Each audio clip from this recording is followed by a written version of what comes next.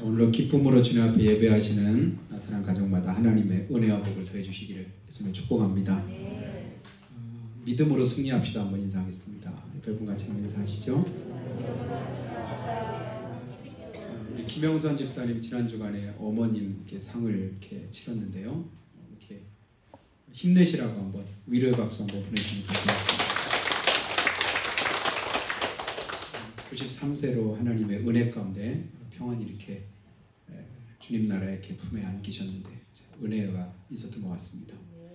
우리 변영찬 사장님 3주째 계속 이렇게 잘 이렇게 나오셔서 감사합니다. 한두 번 나오시다가 마실 것 같다 생각이 들었는데 오늘은 너무 신사분처럼 양복에 넥타이까지 매시고 의지가 굳으신 분이 같습니다. 박수 한번 하겠습니다. 혹시라도 다음 주에 빠질 마음이 있으면 이 박수 생각은 빠지지 마시라고 하는 의미로 나오셔서 감사합니다. 그러니까 어린 3남매를 기르는 어떤 여인이 있었는데 너무 가난하고 힘들어서 어떻게 먹고 살까 하다가 호떡 장사를 시작했습니다. 길에서 호떡을 이렇게 파는데 한 노신사가 이렇게 지나가다가 그분에게 묻습니다. 호떡 하나 얼마냐고. 1,000원입니다. 그랬더니 이분이 1,000원을 거기다 이제 바구니에다 놓으면서 하는 말이 나 속이 안 좋아서 밀가루 음식을 못 먹는다고. 그냥 먹은 셈 치고 이렇게 갈 테니까 그러니까 돈 받으라고. 그러면서 이제 호떡 값을 두고 그래 갔습니다. 그렇게 자주 그것을 지나면서 지날 때마다 호떡 값을 1,000원씩 거기다 두는 거예요. 그렇게 한 1년 정도가 지났습니다.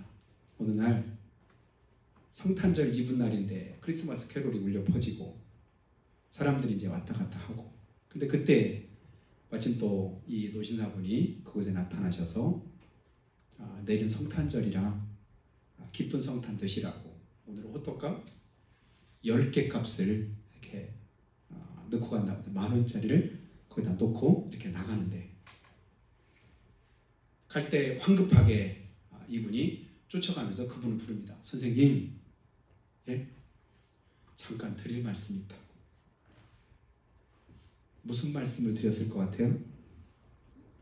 급히 따라가면서 그분을 부르면서 잠시 드릴 말씀이 있습니다 하면서 하는 말이 무슨 말이었을 것 같아요? 어떻게 예? 교회 나오세요?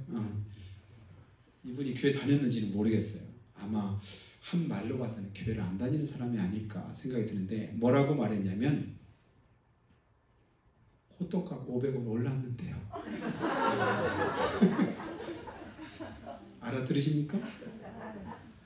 호떡값 500원 올랐으니까 5,000원 더 내놓으라는 얘기예요. 은혜로 모르면 우린 간혹 웃기는 삶을 살 수도 있습니다. 하나님이 보실 때는 우리 삶이 너무 우스울 때가 있을 것 같아요. 너 진짜 웃긴다. 웃겨서 웃긴 게 아니라 기가 차서 하나님 우리를 보시면서 웃으실 때가 있지 않을까. 바로 그 모습이 우리가 볼 때는 아이고 세상에 호떡 하나도 안 먹고 매일 그냥 호떡값만 줬는데 그것만 해도 황송하지 무슨 옳은 값을 달라고 이렇게 염치불구하고 그렇게 말을 하니 이게 생각만 해도 우습지 않습니까? 근데 우리 삶이 하나님의 은혜 가운데서 우리가 살지 않습니까? 여러분 원망스럽고 불평스럽고 힘들고 어렵다고 생각할 때 그러면 내가 서 있는 자리가 여기가 아니라 북한 땅이라면 어땠을까요? 오늘 내가 하나님 앞에 이렇게 당당하게 예배하는 이 자리가 아니라 아까 우리 장로님 기도하신 것처럼 굴속이나 아니면 아무도 모르는 그곳에서 예배하는 북한 땅이었다고 한다면 그러면 똑같이 오늘 나는 원망하고 불평하고 그러면서 살 수 있을까? 조금만 생각을 바꾸면 얼마든지 하나님의 은혜가 내게 임한 것을 우리가 알 수 있습니다. 얼마나 내가 은혜 가운데 있는가를 다시 한번 깨달을 수도 있습니다. 하나님의 은혜는 지금도 우리 가운데 함께하는 줄을 믿으시기를 예수님을 축복합니다. 그래서 말씀의 제목이 뭐냐면 같이 한번 읽죠. 시작. 은혜 베푸시는 하나님. 하나님 어떤 분이시라고요? 은혜 베푸시는 분입니다. 그 은혜 때문에 우리가 오늘도 삽니다. 그 은혜 속에서 우리가 살아가야 되는 줄로 믿습니다. 근데 은혜가 뭔가 성경 사전에는 보니까요, 일반 사전하고 조금 의미가 다르죠. 백성들에 대한 하나님의 값없는 사랑, 그게 은혜다. 백성들을 향한 하나님의 무슨 은혜? 값없는 사랑, 그게 바로 은혜다. 뭐가 없대요? 값이 없답니다. 그래서 이제 은혜의 속성에는 세 가지 없는 게 있다고 해요. 첫 번째는 뭐가 없냐면 조건이 없답니다. 어느 누구나 오라.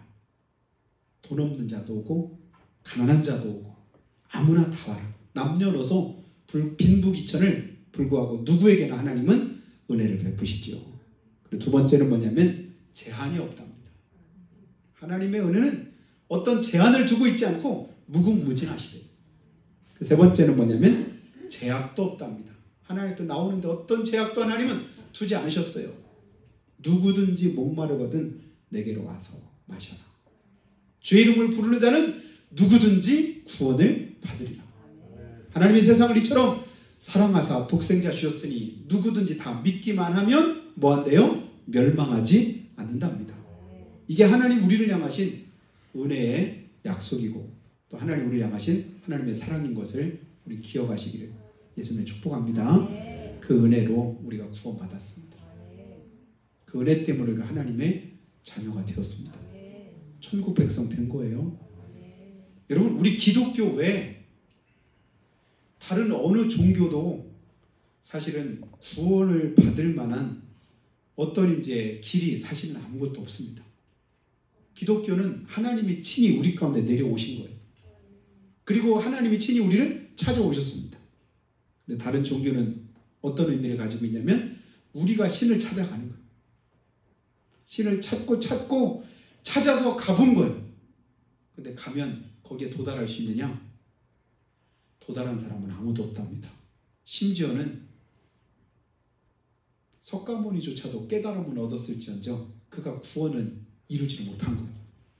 근데 석가모니도 못 이룬 그 구원을 이루겠다고 매일같이 수십 년 동안 누워서 잠도 안 자고 그리고 여러 고행을 하고 힘들고 어렵게 하고 근데 그렇게 평생을 해본들 우리나라에서는 그래도 뭐 제일 유명한 그 스님 이름이 성철 스님이라고 그래도 여러분 들어보셨죠? 그렇게 수십 년 동안을 고행하고 그렇게 자기를 절제하면서 살았음에도 불구하고 그런 마지막 고백이 뭐냐면 나는 어디 간다고 했대요? 지옥에 떨어진다. 지옥 간다. 내 스스로도 내 죄 문제가 해결이 안 되는 거예요. 그러니 뭐 그를 존경하면서 따른다고 하는 일반 다른 사람들은 말할 것도 사실은 없지요. 그냥 오랫동안 수고하고 애를 쓰되 결국은 아무것도 아닌 헛된 삶을 살 수밖에 없습니다. 그러나 우리가 믿는 구원은 우리 하나님은 주의 이름을 부르는 자는 누구든지 뭐예요? 구원받아요. 우리 행한 바 의로운 행위가 아니에요. 내가 얼만큼 했기 때문에 내가 헌금을 얼만큼 했고 내가 교회를 얼만큼 다녔고 내가 수고 헌신을 얼만큼 했기 때문이 아니라 그 모든 것이 아무런 조건이 될 수 없고 그것이 이유가 될 수 없는 거예요. 다만 그것은 날 구원하신 하나님의 은혜에 감사해서 내가 한 것뿐입니다. 순서가 바뀐 거예요. 다른 종교는 내가 힘을 쓰고 애를 쓰고 노력해야 그 다음에 이룰 수 있는 게 구원이라고 생각합니다. 우리는 구원은 단번에 받습니다. 예수님을 내 마음의 주인으로 구주로 영접하면 우리는 한순간에 구원받습니다. 그리고 구원받은 그 은혜에 감사해서 그때부터 뭐 하는 거예요? 신앙생활을 시작하는 거예요. 하나님의 은혜 속에 살아가는 거예요. 그 은혜가 내 속에 깨달아지는 만큼 하나님 앞에 헌신도 하고 충성도 합니다. 그 은혜가 기쁘고 즐거운 만큼 우리의 삶에 하나님을 향한 헌신도 충성도 더 많아집니다. 근데 구원받았는데도 내 삶 속에서 어떤 열정이 없고 헌신이 없고 신앙적인 어떤 삶의 열매들이 나타나지 않는다. 사실은 구원 받았음에도 그 은혜를 깊이 깨닫지 못해서 그래요. 그 은혜를 내가 깨달으면 깨달을수록 모든 것이 하나님의 은혜구나. 하나님의 은혜 없이는 안 되는구나. 하나님이 나를 도와주시고 붙들어 주시니까 내가 오늘도 살아갈 수 있구나. 이걸 깨달으면 그 은혜 속에서 우리가 살아갈진데 그 은혜가 별반 깨달아지지 않으니까 우리가 잘 모르는 거예요. 로마서 5장 7절 보니까요. 의인을 위해서 죽는 자가 쉽지 않고 선인을 위하여 용감히 죽는 자가 혹 있거니와 우리가 아직 죄인 되었을 때 그리스도께서 우리와 죽으심으로 하나님께서 우리에게 대한 자기 사랑을 확증하셨느니라. 의인을 위해서 선인을 위해서도 죽는 것도 결코 쉽지 않고 어렵답니다. 그런데 하물며 죄인을 위해서 죽는 일이 쉬울까요? 죄인을 위해서 죽는 게 쉬울까요? 어렵지요. 사랑의 원자탄 하면 여러분 누구예요? 손양원 목사님 생각나시죠? 그분이 자기 두 아들을 죽인 그 원수를 자기 아들로 삼았습니다. 그때 그 사모님이 굉장히 고민하고 갈등을 많았대요. 아니 용서하는 것까지는 그래도 그냥 원수를 사랑하라고 주님 말씀 용서하는 것까지는 그래도 할 수 있겠는데 그런데 그 원수를 양자로 삼아서 아들로 삼을 필요까지는 없지 않느냐. 이것 가지고 많이 고민하고 갈등했대. 근데 손양원 목사님은 그게 자기 마음에 우리 주님은 우리 하나님은 독생자 예수님까지도 우리를 위해서 보내주셨다. 그 사랑에 비하면 아무것도 아니다. 그래서 결국은 진짜로 자기 호적에 올려서 양자를 삼은 거예요. 그리고 나서 이제 그가 이제 결혼을 해서 아이를 낳고 어느 날 학교에서 그 양자 삼은 그 아들이 학교에서 어느 날 이 손영원 목사님의 손주가 아마 딸의 손주인지 누군지 책을 한 권을 주더래요. 책을 한 권을 주는데 보니까 그 책 제목이 뭐냐면 사랑의 원자탄. 그게 이제 책으로 이렇게 펴졌는데 그걸 주면서 한번 읽어보라고 그러더래요. 한번 읽어보니까 거기에 누구 얘기가 나오냐면 자기 아버지 얘기가 나오는 거예요. 어떤 아버지예요? 살인자 아버지. 살인자가 돼가지고 누구 집에 사는 거예요? 원수 집에서 아들로 살고 있는 자기 아버지. 그래서 큰 충격을 받았답니다. 야, 우리 아버지가 살인자였다니. 우리 아버지가 그런 흉악범이었다니. 그 자기 아버지 생각하니까 이게 굉장히 막 이제 심적인 방황이 있었던 거예요. 그러다가 방황하다가 야, 내 삶에 무슨 의미가 있을까? 그러다가 이분이 이 아들이 하나님의 사랑을 깨달았답니다. 하나님의 은혜가 이런 거구나. 이 사실을 깨닫고 나서는 그분이 실제로 뭐가 됐냐면 목사님이 된 거예요. 하나님의 사랑 안에서 하나님의 크신 사랑이 이 정도구나. 하나님은 원수인 우리를 사랑하시기 위해서 독생자를 내어주셨는데 그분이 손 목사님이 그렇게 하셨구나. 그래서 자기 인생을 하나님 앞에 드리기로 하고 목회자가 되었다는 그런 이야기를 며칠 전에 제가 책을 보면서 그렇겠구나, 그렇었구나 그 사실을 깨닫습니다. 엊그제 지방에서 문경준 그 전도사님 그 순교 기념관이 있는 곳을 이렇게 다녀왔다고 해가지고 그곳이 어딘가 제가 한번 조금 이렇게 한번 살펴봤어요. 그랬더니 문경준이라는 이분이 오늘 결혼을 했는데 결혼 첫날부터 남편한테 소박을 맞은 거예요. 그래가지고 이분이 어떤 생각을 가졌냐면 더 이상 살아 못하겠느냐. 그래서 이제 자기 삶을 이제 포기하려고 그러다가 이제 서울을 이렇게 이제 그 집을 시집 갔던 집을 나와서 서울을 갔는데 한강이나 보고서 죽자. 그래서 한강변을 이렇게 보는데 그때 이제 한강변 해변가에 천막이 여러 개가 이렇게 쳐 있더래요. 근데 사람들이 거리로 많이 이렇게 막 사람들이 그 천막 속으로 들어가대요. 저 사람들이 뭐 하려고 이렇게 들어가나. 그랬더니 그때 우리나라 아주 유명한 부흥 강사가 한 분 계신데 이성복 목사님이라는 분이 있습니다. 그분이 부흥회를 하고 있는 거예요. 그래서 무슨 소리를 하나, 뭐 죽기 전이니까 죽으려고 마음먹었으니까 들어가서 한번 이렇게 들어봤는데 그때 이제 하나님께서 성령으로 그 마음을 움직여 주신 거예요. 예수님을 믿었습니다. 그리고 하나님의 은혜를 깨달았습니다. 그리고는 다시 자기 시댁으로 가서 남편은 나를 소망맞았지만 그래도 내가 여기서 시집 왔으니까 자기 시부모님을 섬기면서 살아야 되겠다. 그래서 수십 년 동안 시부모님을 위해서 섬기면서 거기서 살면서 자기가 받은 은혜가 그 하나님의 그 사랑이 크니까 그 사랑을 어떻게 전할까. 그래서 쪽배를 하나 타고는 인근에 있는 여러 섬들을 다니면서 그분이 전도를 했답니다. 그리고 그 섬 여러 곳에 교회를 세운 거예요. 그래서 그 교회들을 통해서 배출된 목회자만 50명이 넘는답니다. 이 한 사람에 의해서. 그래서 그리고 나서 이제 그렇게 예수 믿고 구원받은 그런 목회자들 가운데 유명하신 분이 굉장히 많더라고요.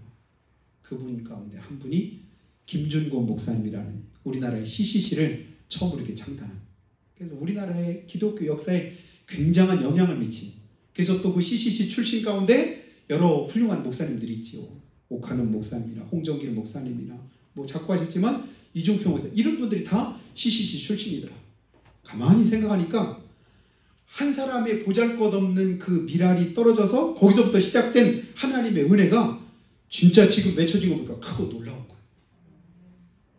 어떻게 이루어졌을까요? 하나님의 은혜를 깨닫고 보니까 그 삶이 그렇게 헌신이 되더랍니다. 그렇게 사라지더라는 것이지요. 오늘 하나님의 그 사랑을 여러분이 깨닫게 되는 귀한 축복이 있기를 주님의 이름으로 축원합니다. 여러분 오늘 말씀 19절에 하나님 뭐라고 말씀을 하냐면요. 나는 은혜 줄 자에게 은혜를 주고 긍휼히 여길 자에게 긍휼을 베푼다라고 말씀을 합니다. 하나님이 누구에게 은혜 주신대요? 은혜 베풀 자에게 은혜 주신대요. 긍휼히 여길 자에게 하나님께서 긍휼을 베풀어 주신답니다. 그러면 은혜를 누구에게 하나님 베푸실까? 아무한테나 그냥 거지 적선하듯이 그냥 아무한테나 은혜를 베푸실까? 꼭 그런 것만은 아닌 것 같아요. 그래도 하나님이 특별히 은혜 주시는 사람들이 있더라고요. 보니까 세 가지만 한번 제가 잠깐 여러분에게 말씀을 드리려고 하는데요. 그 첫 번째가 누구냐면 은혜 자리에 있는 사람에게 하나님이 은혜를 베푸시는데 그 은혜 자리가 어딘가? 그 첫 번째 은혜 자리가 주님께 돌아오는 자리더라고요. 돌아오는 자리. 우리는 다 양 같아서 그릇 행하여 각기 제 길로 갔거늘. 그릇 행하여 각기 제 길로 갔어요.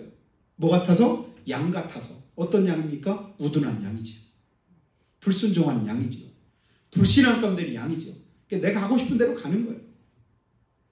그런데 그런 나를 위해서 그런 내가 지은 죄를 대신해서 하나님의 아들이 예수님이 이 땅에 오셨다. 우리가 이제 가장 성경에서 잘 아는 그런 내용은 나갔다가 돌아온 자, 탕자 하면 우리가 다 알잖아요. 아버지 떠났습니다. 허랑방탕했습니다. 죄 가운데 쩔었었습니다.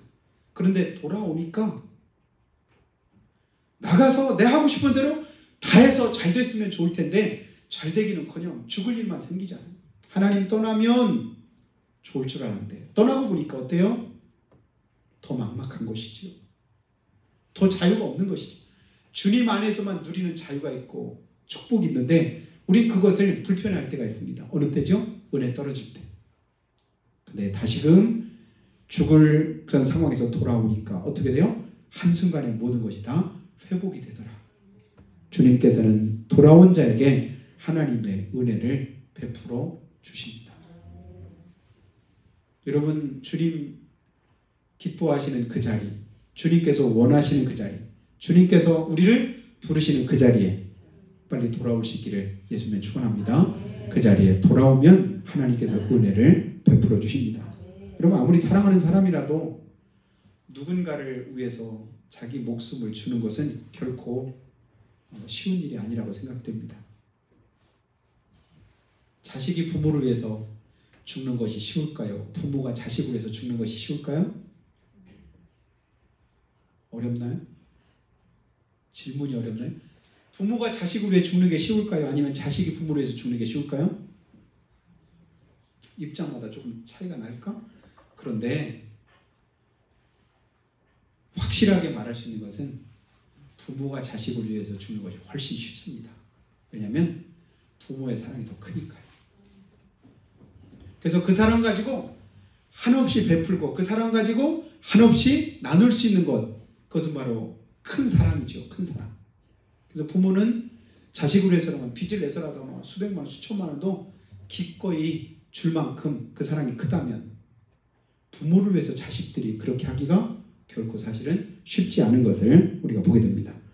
로마서 8장 32절을 보니까 자기 아들을 아끼지 않고 우리 모든 사람 위해서 내어주신 하나님이 어찌 그 아들과 함께 모든 것을 우리에게 선물로 주지 않겠느냐 묻고 계십니다. 하나님은 이미 우리에게 가장 값지고 귀한 것을 주신 줄로 믿으시기를 축복합니다. 그래서 내가 기도하면, 내가 바라면, 하나님 앞에 간구하면 하나님 근데 왜 안 주시죠? 나 미워하시나요? 나 이제 더 이상 사랑 안 하시나요? 내 기도를 안 들으시나요? 나를 버리셨나요? 여러분, 고민할 필요 없습니다. 하나님은 지금도 나를 사랑하십니다. 어떻게 해요?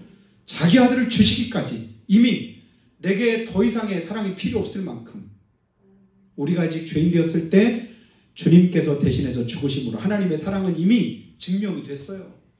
로마서 5장 8절이 하나님의 사랑의 증거입니다. 더 이상 증거가 필요 없어요. 이 사랑 가지고 나를 사랑하신 거예요. 더 이상 오해하지 말고 하나님의 크신 사랑 안에 거하는 저 여러분 되시기를 주님의 이름으로 축복합니다. 다른 건 다 돼도 이것만은 안 돼라고 생각하는 그 부분이 사실은 내 믿음의 아킬레스건일 수도 있는데 그 부분까지도 하나님 앞에 가지고 나와서 하나님의 은혜를 덧입는 저 여러분 되시기를 주님의 이름으로 축복합니다. 그 두 번째 은혜 자리는 어딘가 봤더니요, 하나님의 말씀을 지키는 자리더라고요. 하나님께서, 예수님께서 요한복음 14장 21절에 이런 말씀합니다. 나의 계명을 가지고 지키는 자라야 나를 사랑하는 자니.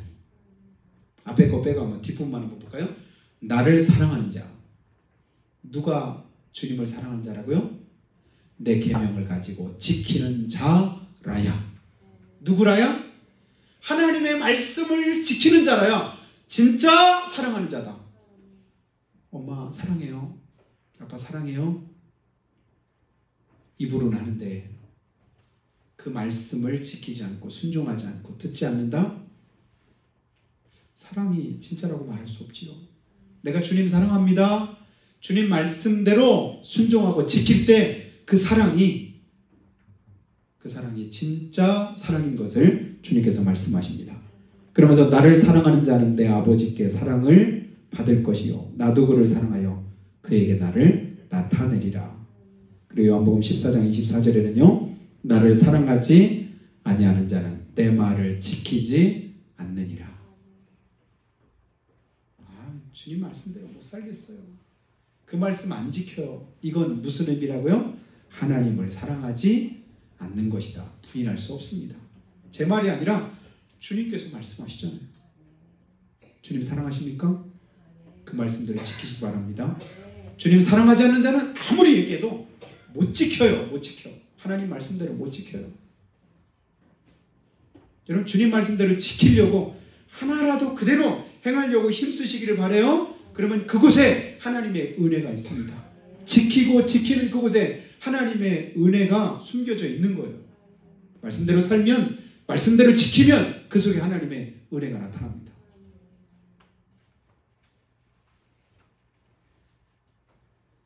출애굽기 15장 26절 보니까 내 계명에 귀를 기울이며 내 모든 규례를 지키면 내가 애굽 사람에게 내린 모든 질병의 하나도 너에게 내리지 아니하리니 나는 너희를 치료하는 여호와라. 누구를 또 치료하신대요? 내 계명을 귀를 기울이고 그 말씀을 지키는 자에게. 치료도 주님이 약속하셨습니다. 구원도 약속하셨고 치료도 약속하셨고 은혜도 주님께서 약속하고 계십니다. 아, 말씀대로 지키는 게 복이구나. 그래서 시편 1편에서 그렇게 말씀하셨나 보다. 복 있는 사람은 어떤 사람이래요? 하나님의 말씀을 주야로 묵상하는 자, 또 그대로 지키는 자.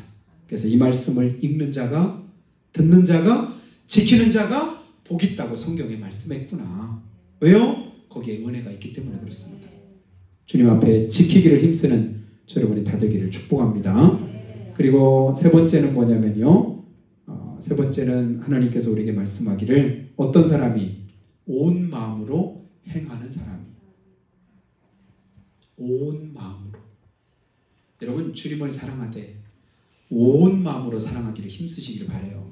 하나님 말씀을 지키되 그 말씀대로 지키면 하나님이 은혜를 주실 텐데 어제 이제 예레미야 새벽에 42장 말씀을 제가 이제 어제 보았는데요. 어제 보니까 거기에 보니까 요하난과 여러 백성의 지도자들이 예레미야 선지자한테 와서 기도를 부탁하는 그 장면 한 번 더 여러분에게 소개를 하면 예레미야 42장 3절에 이렇게 말합니다.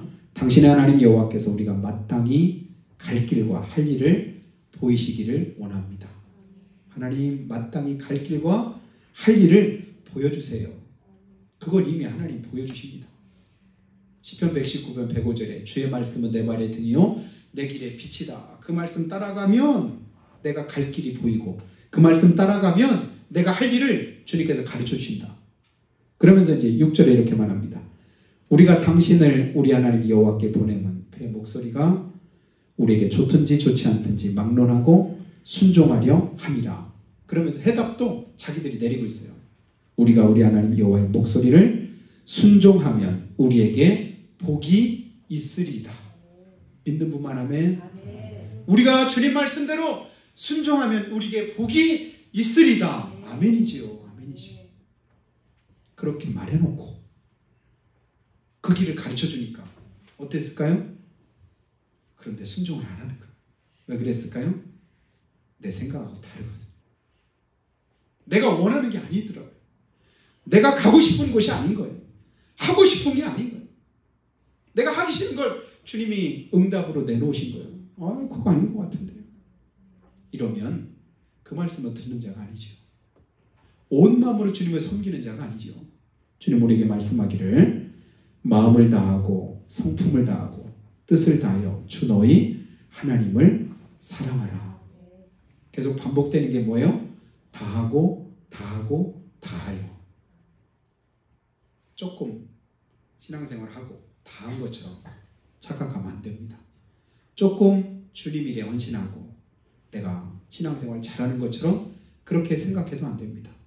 다하고 다하고 다하여. 그래서 요한계시록에서 뭐라고 말씀해요? 네가 죽도록 충성하라. 그리하면 생명의 면류관을 내게 주리라. 하나님은 우리에게 전부 주시고 우리에게도 뭐 하기 원하냐면 전부 가지고 하나님을 만나기를 원하십니다. 전부 가지고 만나면 그 속에 하나님의 은혜가 있는 거예요. 그래서 네가 내 독자 내 아들 이삭도 내게 아끼지 않았은즉 내가 이제야 네가 나를 경외하는 줄 아노라. 주님이 말씀하신 것처럼 그렇게 이제 아브라함을 축복하셨던 것처럼 하나님은 오늘도 우리에게 온 마음을 다해서 주님 앞에 나오기를 원하십니다. 그렇지 않을 때는 주님께서 상대하기를 싫어하셔요. 말라기서 1장 6절 말씀 보니까요. 1장 6절에 내 이름을 멸시하는 제사장들아 나 만군의 여호와가 너에게 이르기를 아들은 그 아버지를 종은 그 주인을 공경하나니 내가 아버지일진데 나를 공경함이 어디 있느냐 내가 주인일진데 나를 두려움이 어디 있느냐. 하나님이 누구시래요? 우리 아버지시랍니다. 하나님이 누구시래요? 우리의 주인이시랍니다. 믿는 분만 하면 하나님 우리 아버지가 되시고 주인일진데 하나님 뭐라고 말씀하냐면 나를 공경함이 어디 있느냐 나를 두려움이 어디 있느냐. 그렇게 하나님 물으시니까 그렇게 물으실 때는 아이고 잘못했습니다. 제가 주님 공경하겠습니다. 주님 말씀대로 살겠습니다. 이래야 되는데 뭐라고 말씀하냐면 너희는 이르기를 우리가 어떻게 주의 이름을 멸시하였나이까. 엄마 말 좀 들어. 그럼 내가 언제 엄마 말 안 들었어? 아빠 말씀 좀 잘 들어. 내가 언제 안 들었나요? 자기가 듣고 싶은 것만 들어놓고 다 들었다고 생각하는 거죠. 근데 사실 안 들은 게 더 많으니까 말 좀 잘 들어라. 내가 언제. 근데 주님도 똑같이 말씀하는 거예요. 그때 말라기 1장 7절에서 하나님은 너희가 더러운 떡을 나의 제단에 드리고도 말하기를 우리가 어떻게 주를 더럽게 하였나이까 하는도다. 이는 너희가 여호와의 식탁을 경멸히 여길 것이라 말하기 때문이라. 만군의 여호와가 이르노라 너희가 눈먼 희생제물을 바치는 것이 어찌 악하지 아니하며 저는 것 병든 것을 드리는 것이 어찌 악하지 아니하냐. 이것을 가져다가 너희 총독에게 드려봐라. 그가 기뻐 받겠느냐. 총독도 아마 총독까지 갈 것도 없어요. 이웃집에 갖다 줘봐라. 받겠나. 근데 하나님은 전혀 받으실 수 없는 그것 가지고 와서 하나님 앞에 행하는 그런 죄악된 삶의 모습을 하나님 기뻐하지 않으십니다. 그러나 역대하 6장 14절 보니까요. 솔로몬이 성전을 7년에 걸쳐서 완공하고 난 이후에 하나님 앞에 이런 기도를 했습니다. 이스라엘 하나님 여호와여 천지에 주와 같은 신이 없나이다. 주께서는 온 마음으로 주 앞에서 행하는 주의 종들에게 언약을 지키시고 은혜를 베푸시나이다. 누구에게 약속을 지키고 은혜를 베푼대요? 온 마음으로 주 앞에 행하는 자에게. 주님은 그런 분이십니다. 온 마음으로 행할 때 하나님은 은혜 베풀지 않으실 수가 없는 은혜 베푸십니다. 온 마음으로 주님 앞에 나아가기를 예수님으로 축복합니다. 그때 하나님께서 은혜를 베푸신다. 은혜 베푸시는 사람, 주님께 돌아오고 그 계명을 지키고 온 마음으로 행하는 사람, 그 사람이 누굽니까? 한마디로 말하면 그가 바로 예수 믿는 사람이고 그가 바로 믿음 있는 사람이에요. 다른 사람이 예수 믿는 게 아니에요. 다른 사람이 믿음이 있다고 말하는 게 아니에요. 이 세 가지를 가지고 하나님의 은혜 자리에 서 있는 사람이 그가 진짜 예수 믿는 사람이죠. 그가 믿음 있다고 말하는 사람이죠. 그렇지도 않으면서 예수 믿는다고 하고 그렇지도 않으면서 하나님의 자녀라고 하면 주님 앞에 갈 때도 하나님도 그렇게 말씀하실까요? 아니에요. 내가 너 도무지 모른다. 이렇게 말씀하실 수도 있습니다. 내가 열심히 노력하고 애쓰고 그것만이 아니라 주님 말씀 앞에 주님 뜻대로 주님이 기뻐하시는 그 일에 온 마음을 다해서 한 주간 우리의 남은 삶이 영광이 되는 귀한 축복이 있기를 예수님의 이름으로 축원합니다.